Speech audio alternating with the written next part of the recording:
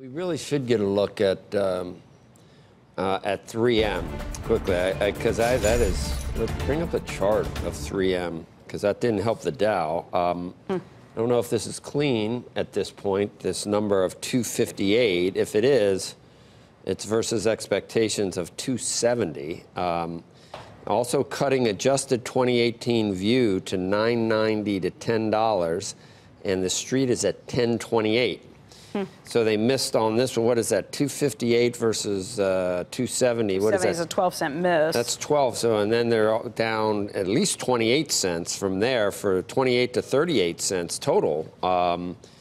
They had seen adjusted net of 10.20 to 10.45. They now say 9.90 to $10. So down 45 cents on the high end, and down 30 cents on the low end. The revenue number also looks like it's below.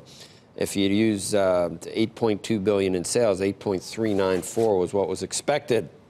I don't see. I'm just reading. If you look through it, what are they talking about? They're light on details. The China that's coming from the CEO talk about in the third quarter they're delivering 3% organic growth, which they call solid for 2018. They're talking about innovating for our customers and driving growth. Just trying to look through. Yeah.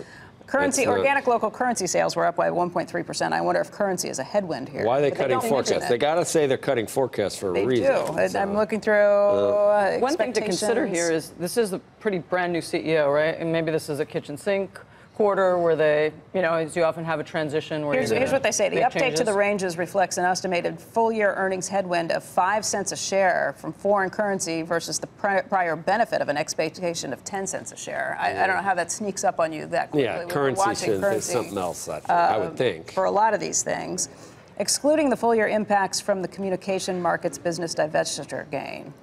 Verizon was okay, taxes. I think, wasn't it? Yeah, Verizon was actually strong. If you look at Verizon's numbers, it was $1.22 versus the $1.19 the street had been expecting.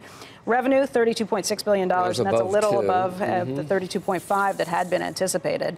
They talked about how they're very excited. Hans Vestberg, the new CEO there, too, talking about the 5G era in the fourth quarter, that really picking things up. But the other numbers that the street watch are things like retail postpaid net additions of 515,000. And then on Verizon Fios, their internet connections, they gained 54,000. Revenue was up by 1.5% year over year just for Fios revenue.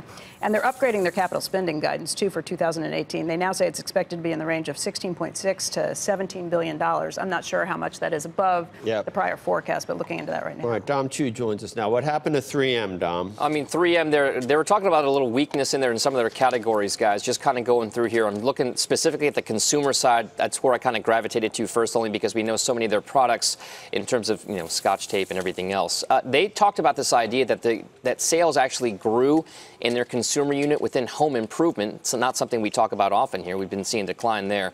Meanwhile, though, it's stationery, office supplies, home care, and consumer health all posted sales declines in that particular area. Also, on the energy and electronics-related sectors, they did see energy-related sales grow by 6%. Electronic sales grew by about 1% there as well in that particular unit. Overall, for the industrial side, only because we focus on that industrial operation pretty well, and of course 3M has a good amount of business in the Asian market. Sales were $3 billion. That's flat in the U.S. dollar-denominated numbers there. Organic local currency sales increased by about 2.2%. Sales growth was led by advanced materials, also automotive and aerospace.